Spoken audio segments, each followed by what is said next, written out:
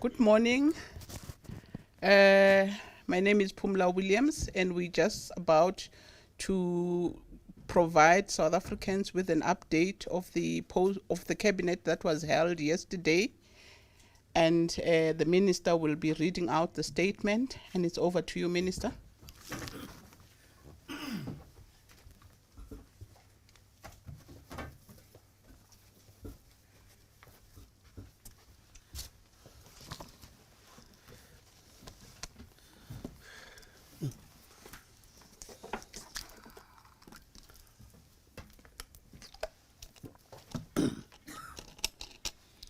Good morning, ladies and gentlemen, all media houses, fellow South Africans.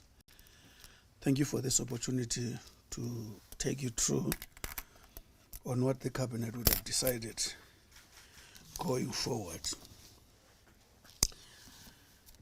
On the Russia-Ukraine conflict, cabinet remains deeply concerned by the ongoing Russia-Ukraine conflict. The socio-economic cost of conflict is devastating, and its impact will be felt around the world. Cabinet calls for a negotiated diplomatic solution and urge all parties to uphold and protect human rights and abide by their obligations in terms of international law and international humanitarian law. Government continues to assist South African citizens to leave Ukraine, and a number of them have since returned home. We have also expressed our concern at the ill treatment of Africans trying to cross international borders during this time. We believe that developing countries must enjoy a greater share of voice and influence in institutions of global governance. South Africa, therefore, advocates for a more equitable international system and for the reform of multilateral institutions to promote greater equality. On the South African Investment Conference, South Africa will host its 4th South African Investment Conference on Thursday, 24th March this year at the Sandton Convention Center in Johannesburg. The conference is part of government's investment drive to attract 1.2 trillion over 5 years, and it attracts delegates from South Africa worldwide to discuss investment opportunities. Since the first investment conference in 2018, South Africa has attracted 774 billion in commitments across the wide range of economic sectors. Of 152 investment announcements made previously, 45 projects have already been completed. A further 57 projects are currently under construction. As of February 2022, those firms who have completed their reporting have advised that 314 billion, which is 40.6% of the committed investment pledges, have been expended. This new investment will help us to grow the economy, create much needed jobs, and improve the lives of people. An update on the coronavirus. Cabinet acknowledged the country's efforts towards the fight against COVID-19, but cautioned that battle is not yet over and urged all people in South Africa to remain vigilant and continue protecting themselves to stop the spread of the deadly virus. Cabinet is also pleased that almost 32 million COVID-19 vaccine doses have been administered and that over 42% of our adult population is fully vaccinated. However, unvaccinated people still remain unprotected against COVID-19 and pose a health risk to themselves and those around them. Vaccination remains the best way to fight COVID-19, and Cabinet calls on everyone aged 12 and above to vaccinate without further delay. Booster shots are now freely available for most people, and Cabinet calls on those who are eligible to get boosted as soon as possible. We must also continue to wear masks that cover both the mouth and the nose, wash or sanitize our hands, frequently keep safe social distance, and ensure adequate ventilation by opening windows.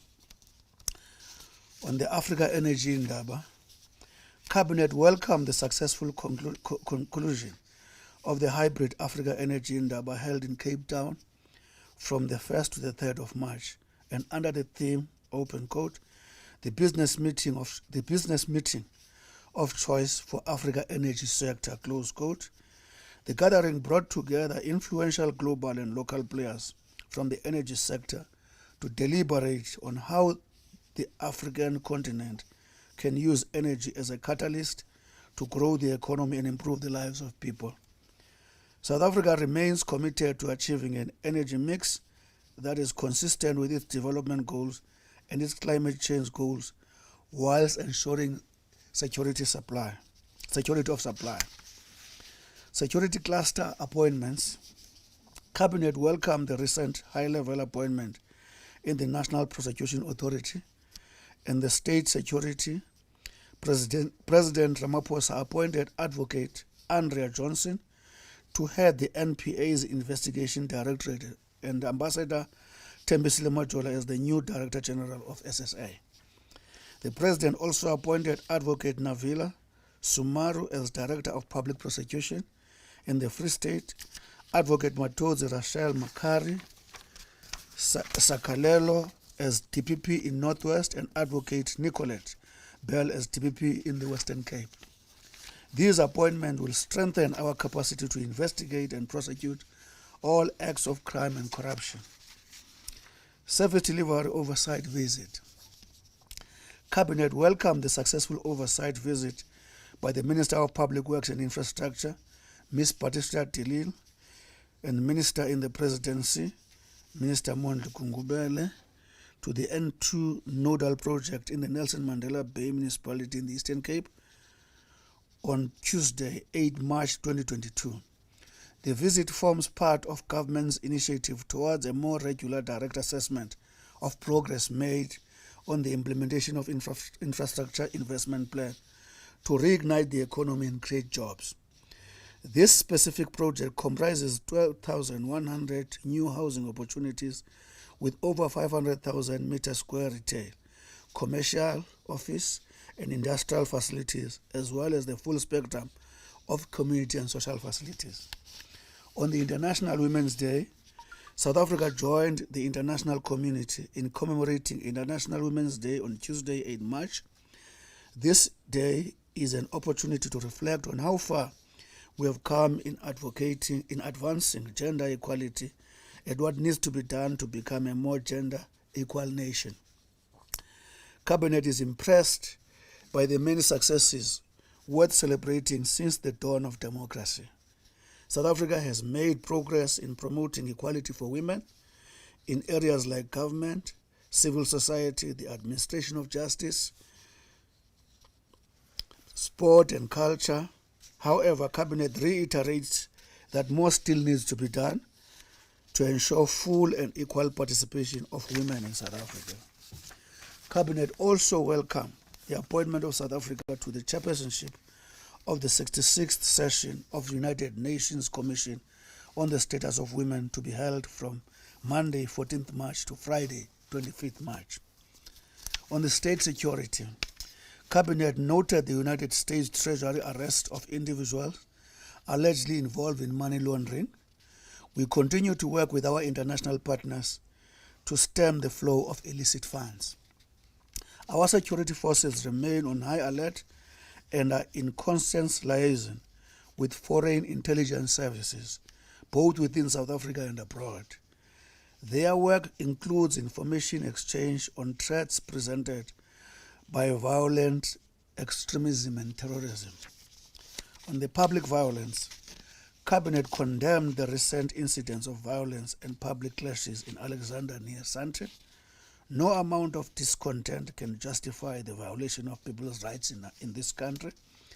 Cabinet welcomed the speedy intervention by law enforcement agencies, which resulted in calm being restored in the area and the arrest of several alleged perpetrators of public violence. Communities are urged to use peaceful means to resolve disputes and to report all illegal activities to law enforcement agents. On the economy, Cabinet has noted the gross domestic product figures released by Statistics South Africa recently, and which show that South Africa's GDP grew by 1.2% in the fourth quarter of 2021 after shrinking by 1.7% in the third quarter of 2021. This brings South Africa's annual growth rate for 2021 to 4.9%. The main contributors to this growth were recorded in agriculture, manufacturing, services and transport.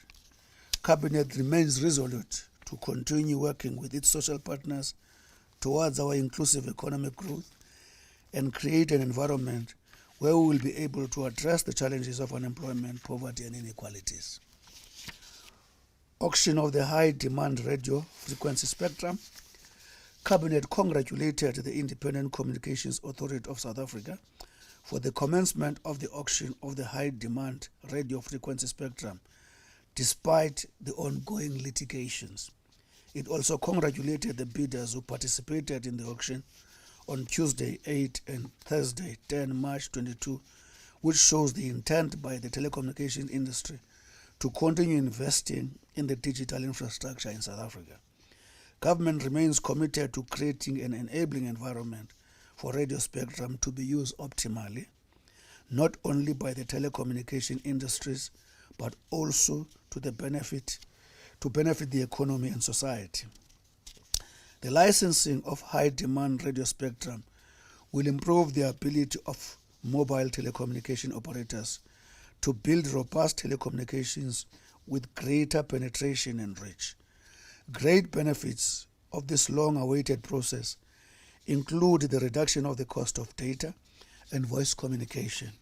The spectrum is also expected to contribute to economic transformation in the various sectors, and the proceeds of the auctions will inject over 8 billion into the national fiscus.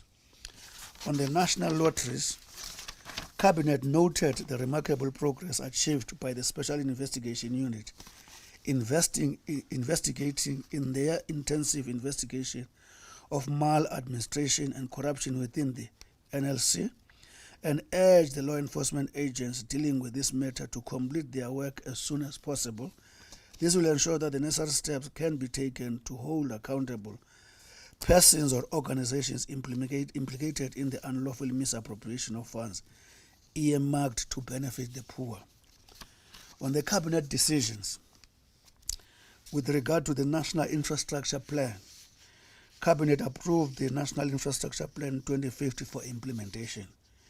The NIP provides catalytic project and are meant to contribute towards the country's long-term economic and social developmental goals.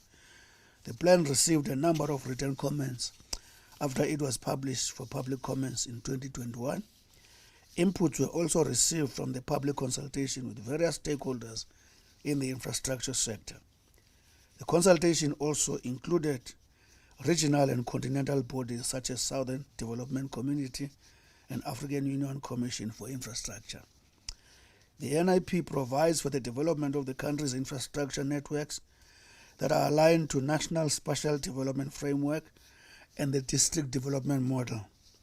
It also focuses the construction of infrastructure towards socio-economic development and also to generate employment and broad-based black economic empowerment opportunities. Again, this is affirmation that the President is leading an infrastructure-led economic recovery. On the liquefied petroleum gas rollout strategy 2022, the Cabinet approved the publications of the LPG rollout strategy of 2022 in the Government Gazette for public comment. The strategy seeks to contribute towards addressing country's energy supply challenges. The strategy deals with amongst others, the structural features of the current LPG market, existing infrastructure, the pricing structure, and the current local manufacturing capacity of the LPG cylinders. The strategy also deals with the safety and awareness campaign to raise the profile of domestic gas as an environmentally friendly fuel. On the exploration strategy for the mining industry of South Africa, Cabinet approved the exploration strategy for the mining industry of South Africa. The strategy will, amongst others, provide immediate intervention in its implementation plan to undertake a comprehensive geoscience mapping to improve the country's geoscience data. The strategy also proposes a collaboration between the Department of Mineral Resources and Energy with Industrial Development Corporation to ensure that exploration provides for the inclusion of the emerging exploration companies. It also reinforces the research role to be played by research institutions such as MINTEC and the Council for Scientific and Industrial Research and the Skills Development Program.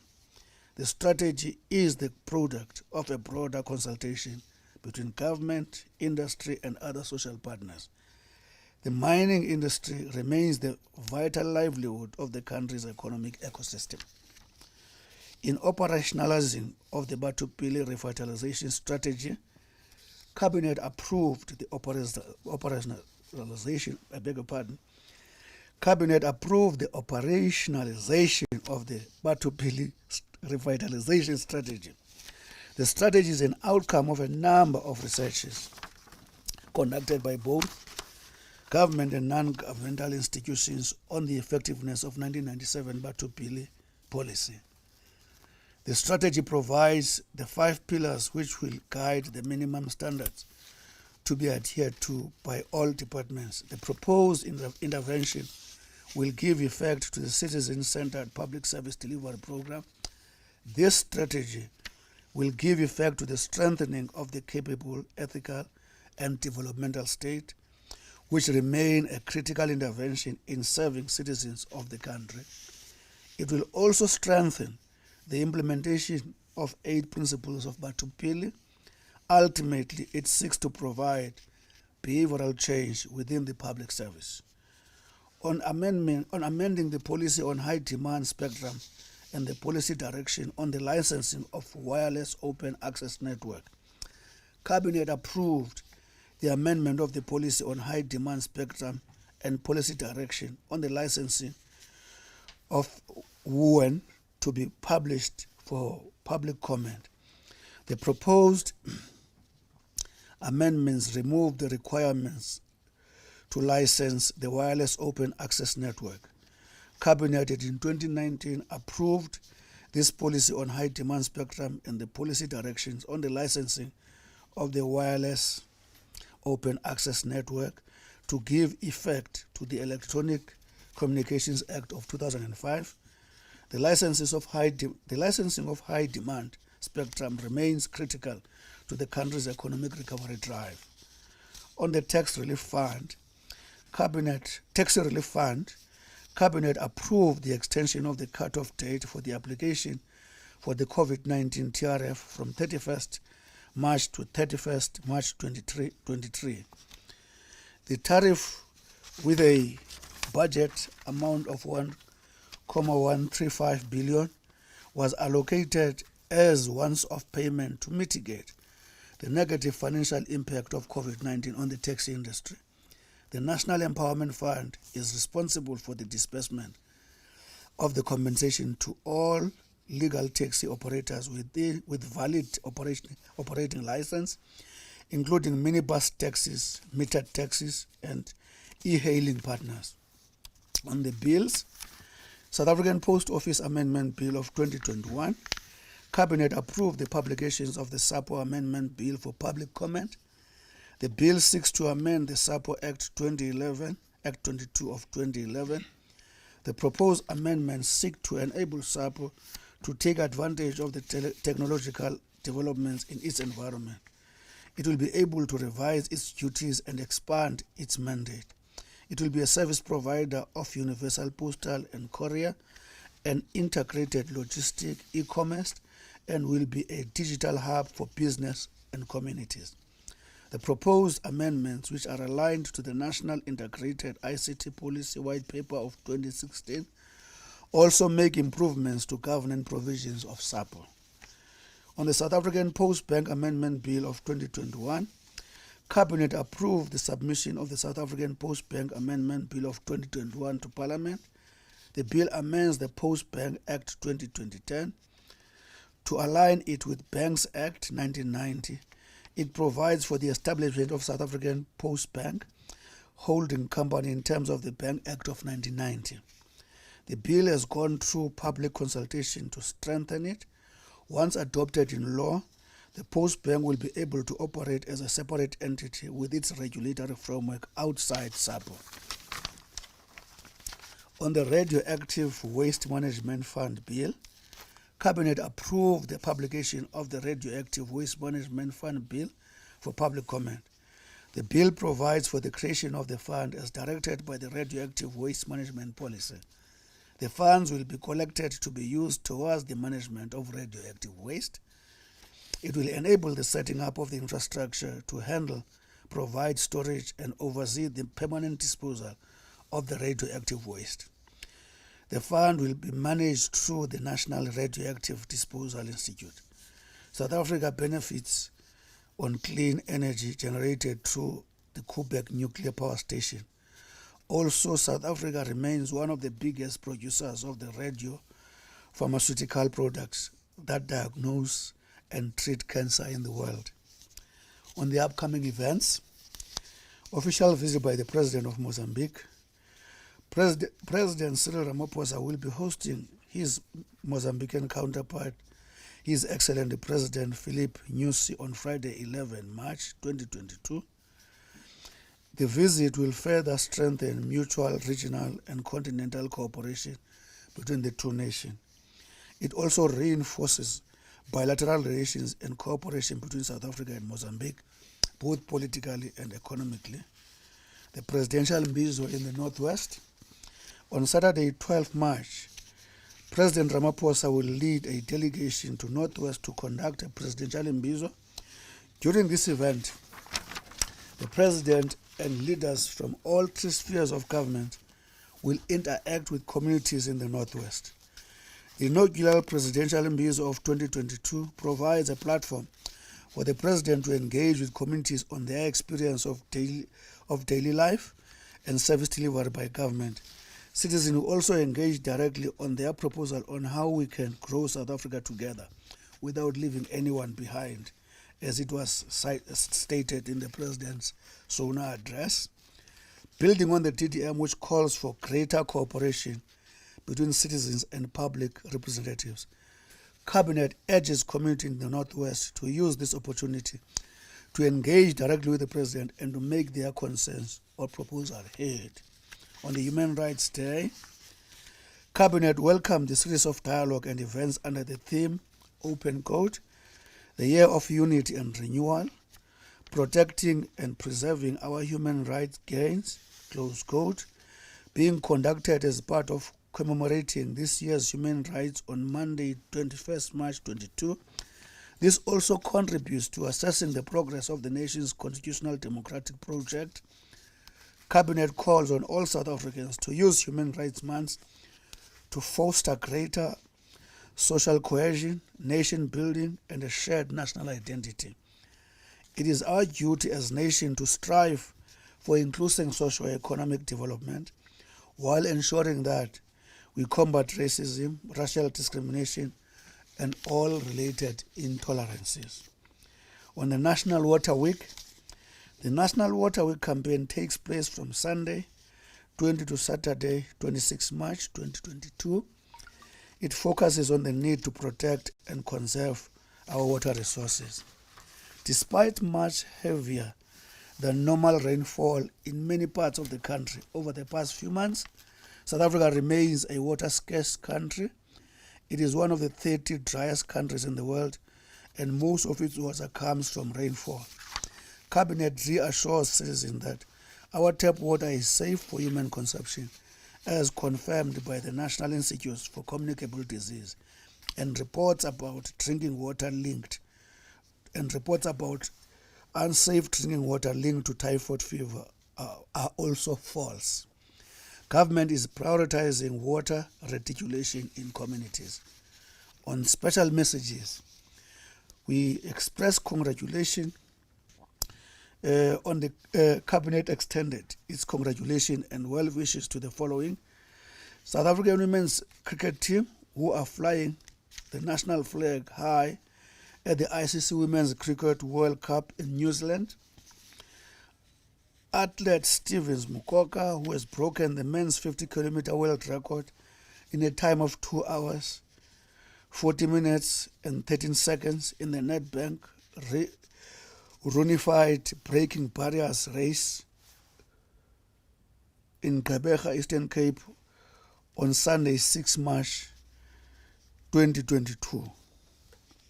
Condolences. Cabinet expressed condolences to the family and friends of Mr. Mondli Gungubele, 47, an artist, orator, and the former president of the South African Students' Congress. He was the former public servant in the Department of Public Works and Infrastructure.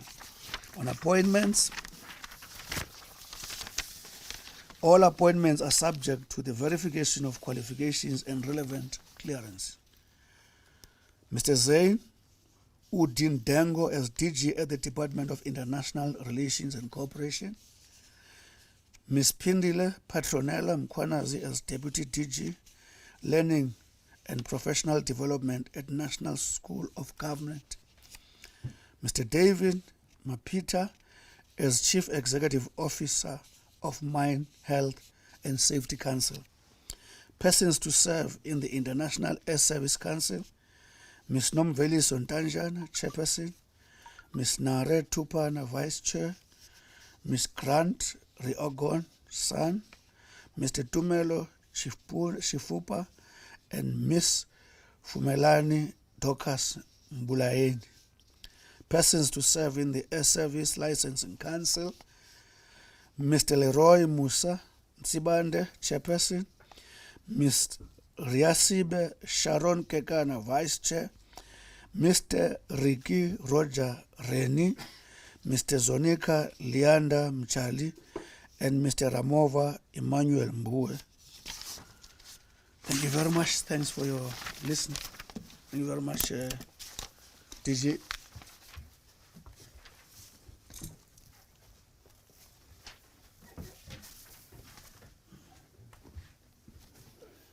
Thank you very much, Minister. I will take questions. Willie, who is giving us questions? Avi, where you are number one. Thank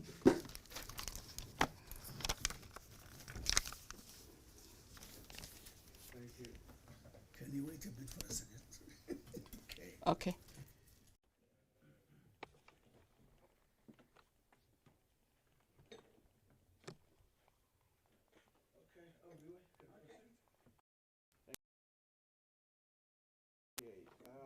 Minister, I'm just a bit.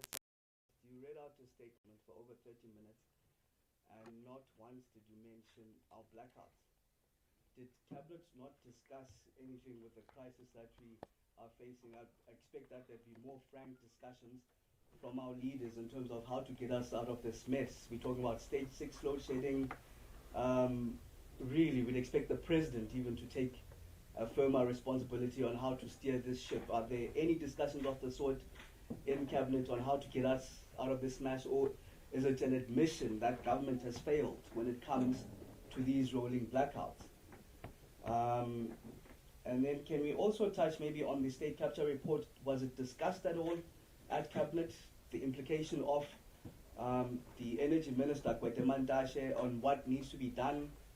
Was it discussed on what needs to be done by government when it comes to the report itself? You mentioned the issue around Ukraine, but I just want to maybe get your response on Russia now bombing a children's hospital. Any franker discussions around what needs to happen with this, given that now, of course, it's involving even the bombing of children's hospitals?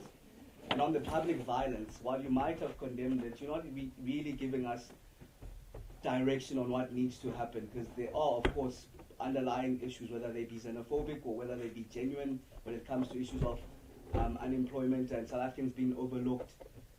What is government's stance on what realistically needs to happen? Because these public spaces of violence that we're seeing around Alexandra don't seem like they'll dim down anytime soon. Thank you. Minister, do you want to give us some? You can take the overview. Yeah. Yeah. So Tando, from Business Day is asking, Aspen Pharmacare has announced that it is helping South Africa with the evacuation of students in the Ukraine. Is the government partnering with any other private companies to assist with the evacuation? Tando is also asking, has government discussed the possible extension of the national state of disaster beyond the 15th of March? When can the country expect alternative legislation to manage COVID-19 to be finalized? Kulegani Mafubani from FIN24 is asking, what was said at the cabinet meeting, if anything, about National Treasury's circular on the abeyance of tenders from mid-February, and can the minister confirm if there are going to be any new draft preferential procurement guidelines released soon? Then Spelele Ludla from Business Report is asking, will President Ramaphosa be addressing the nation anytime in the next 5 days, seeing that the current national state of disaster expires on Tuesday? Spelele is also asking, when is Cabinet expecting the Minister of Mineral Resources and Energy to table a review methodology for the petrol price? I have more questions. Should I continue? Minister, do you want to take this batch? Let's take this batch and then Minister will come back again. You want to? It's an amount of job. Okay. Thank you so much. All right. Thank you.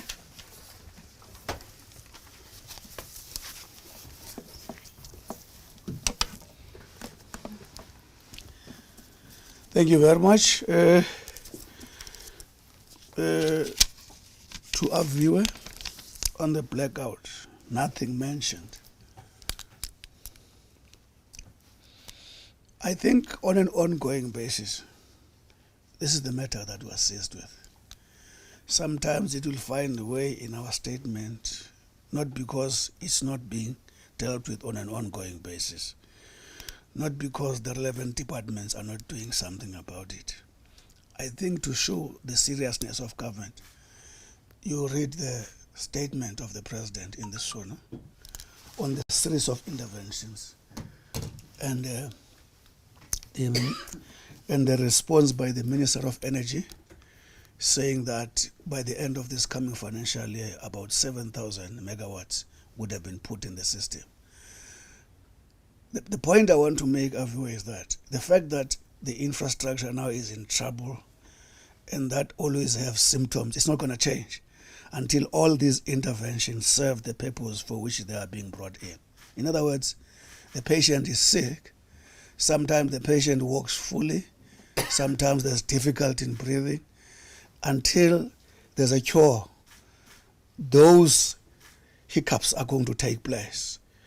But we'll always communicate like ESCOM has been doing. I've been following them, doing their communication. In other words, there are various ways in which we communicate this. Not everything in every statement that we have comes in our, but it's got nothing to do with whether we care or not. Our interventions, the SONA address, and also the budget speech will indicate the interventions, including the minister's response in this matter. All I'm trying to say, we have demonstrated our worry about this more now by committing to execute particular tasks rather than saying every day we know there's trouble, because we've said that several times. So I think I'm trying to send a message that the fact that that statement is not here cannot be an indication that we don't care. We are troubled by this. Let me just repeat this, Aviwa. The minister would have told you in the budget speech that our growth prospect had been revised down from 5.1, and he would have said in that speech, the challenges are both domestic and international.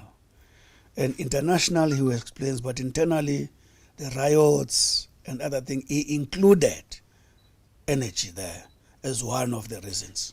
the unreliable availability. In other words, this thing is on our radar screen on daily basis. You are saying state capture. State capture, you remember, one of the major things I keep on saying about this is that the president did what he does on these Commission of Inquiry reports. It's almost unprecedented, by the way. The state capture one, you know of, it's in your website, commas and full stop, nothing that has been edited. And there's clear commitment that we are analyzing that. Once we complete analyzing, a report by the president on how to implement it is anticipated to be by end of June, but one is no longer sure now that there's been extension to what to call that. We're working on that. But in other words, the report as you know it in its entirety, the president will present an implementation plan so that if there are any gaps in the implementation plan, the public is there to commit.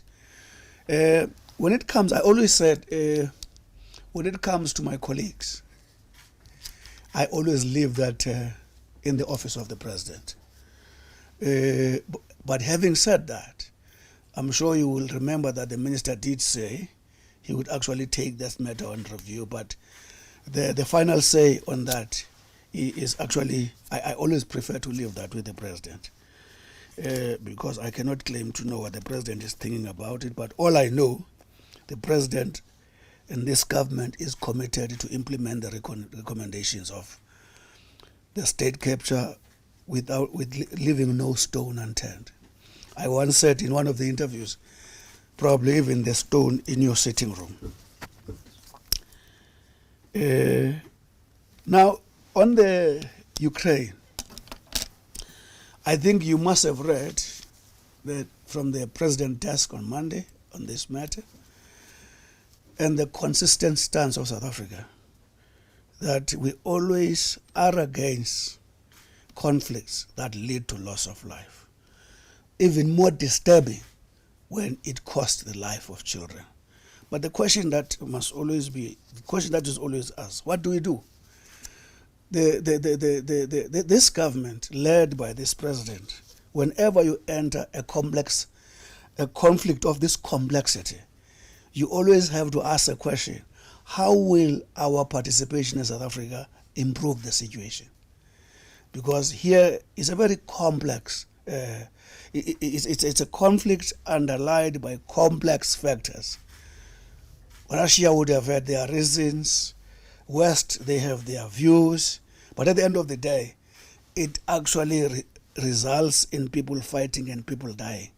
How you enter that, you must answer the question, how am I improving the situation? That's why South Africa avoids taking any side on this matter, because the best intervention you can make is the best possible solution that South Africa can provide. So that's why we say we call for peace.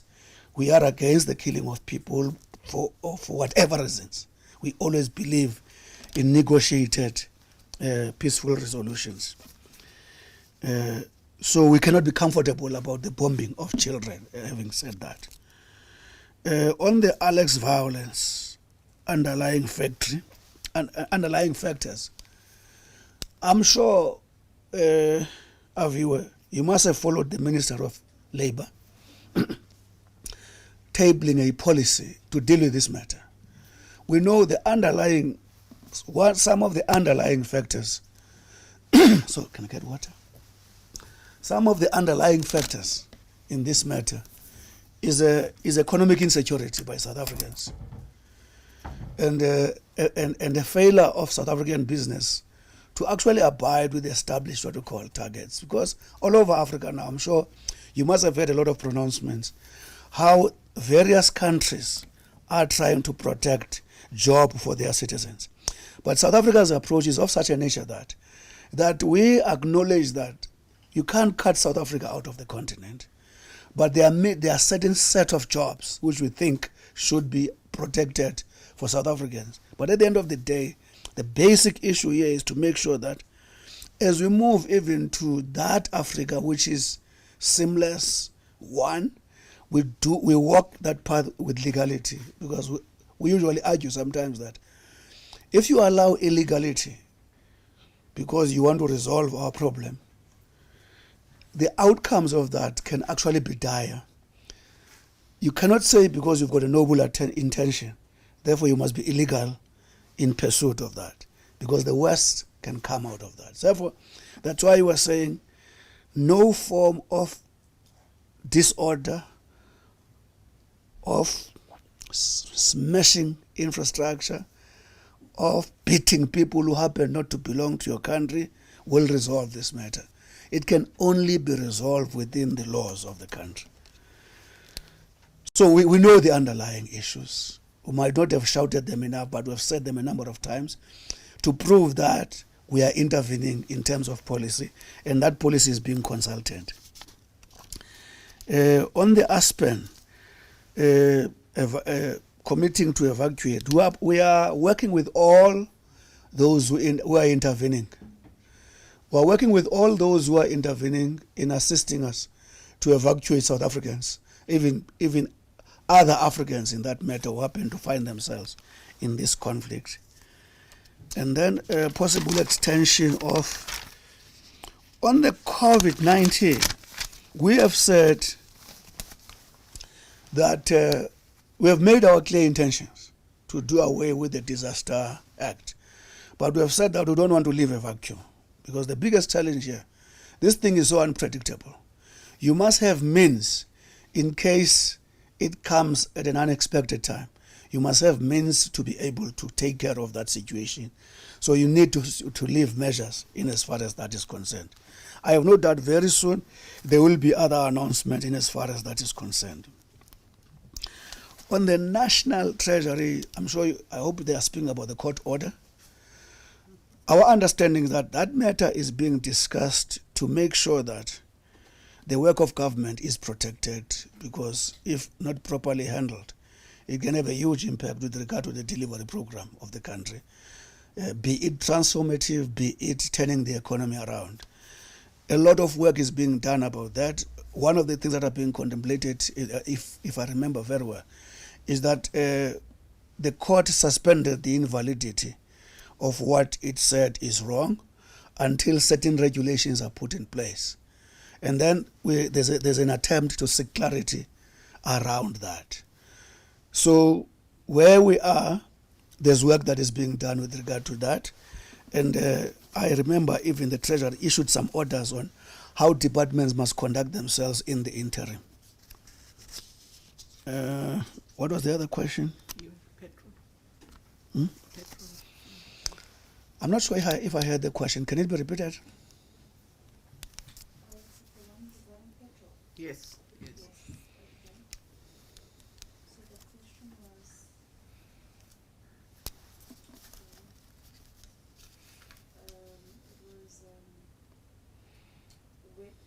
the question was, when is Cabinet expecting the Minister of Mineral Resources and Energy to table a review methodology for the petrol price? I cannot exactly give the specific date on that. All I know, even if you listen to the Minister of Finance on the budget, that there's work being done to minimize the strain that derives from the direction of that expense. But I cannot give you the exact date, exactly when is that going to happen, but work is being done in as far as that is concerned.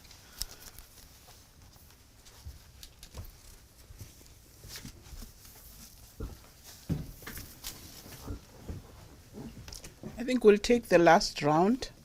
Aviwe still wants to come back. Okay.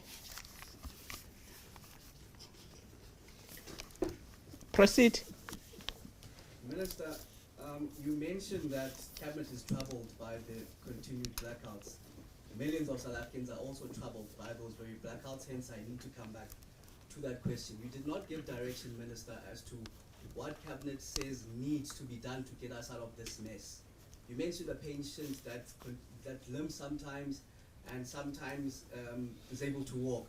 According to Eskom itself, we are headed for stage 6. That means this patient is literally dying. You're not giving us directions from the Cabinet meeting as to what the leaders are saying needs to happen. To me, this is an admission of government saying that we're failing to resolve this Eskom issue. What was the clear, decisive measures, Minister, that were taken from that cabinet meeting on what needs to happen, but more importantly, when this Eskom crisis will be remedied? And the other question is around maybe cabinet discussions on the opening of stadiums to more than 2,000 spectators. Were there any indications on that behalf? Okay, Nongaba, let's take yours. All right. The next one is from Paul Radioactive from Bloomberg. He's asking Deputy Minister of Finance inform Cabinet about the 16 billion investment by Ford in Tshwane was at risk because the municipality had not secured electricity supply for the project. If he did, what is Cabinet's plan to reduce this risk? And then we have a question from what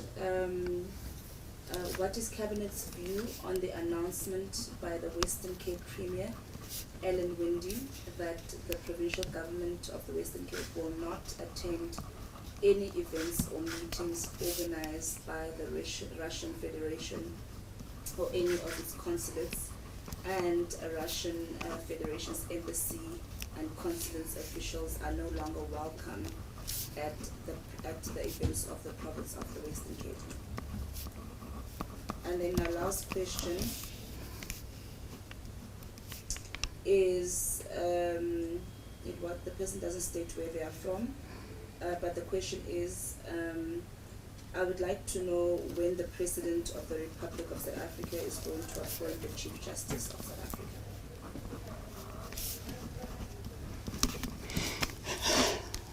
That's it. Can you repeat the last question?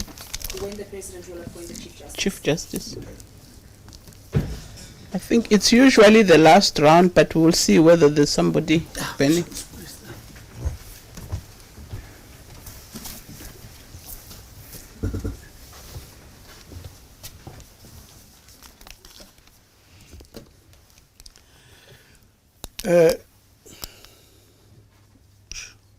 Thank you.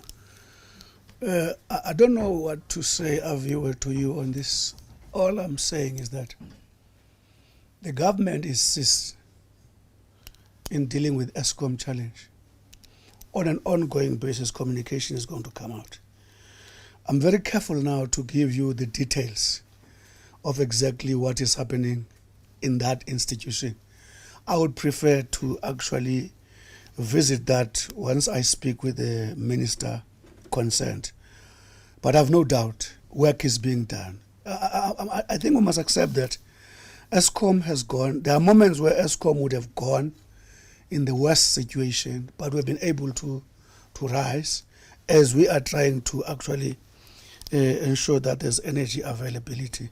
I prefer not to deal with some of the details, but all I want to say to you, there isn't much new that is happening now, which has not been a pain before. It is informed by the state of the damage of the machinery that is actually pertaining at the moment. We can look at it whatever way we're looking at it. The ultimate solution is ensuring that we improve the energy availability factor of Eskom. Do South Africa needs to be briefed better? I agree with you. It's something that I think we'll actually attend to and even improve with regard to what you might think we have not told you today. It was not an item. Yeah, it was not an item.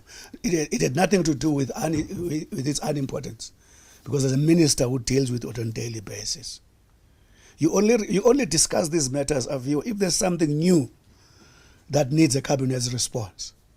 But if it's a problem that have been on average ongoing, that is within the technical capability and the minister deployed in that area. But if there's something that requires cabinet to take a decision, is at this point in time that would have been tabled before the cabinet. Whatever problems now that are pertaining are the problems that they've been confronted with over time. So there's nothing, as far as I'm concerned, that required cabinet decision. I repeat, do we need more information to communicate to South Africans? We'll always not, there's no way we'll say we're perfect in communicating that. We'll always try to improve in dealing with the anxieties of South Africans. I agree. We can deal with that. Right?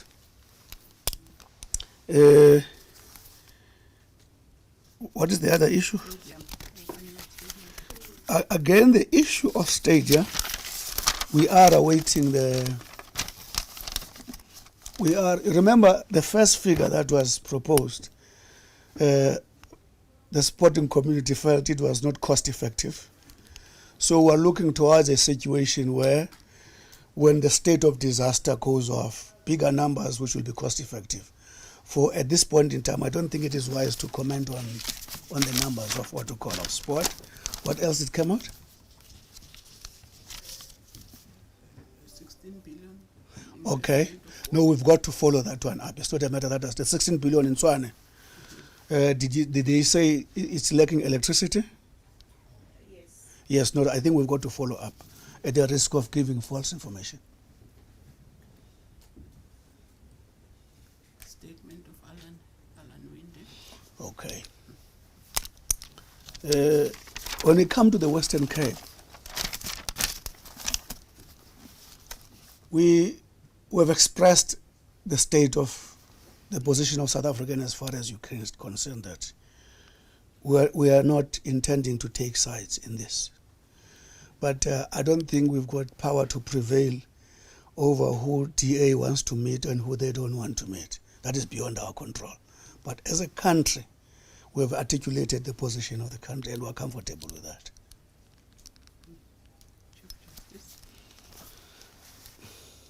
We've answered that question a number of times. That is in the purview of the president. But we know it will happen soon, and we know that it's the president's concern that it might happen soon. You must understand there's a lot of considerations before you take these decisions, but again, that is in the president's purview. Thank you.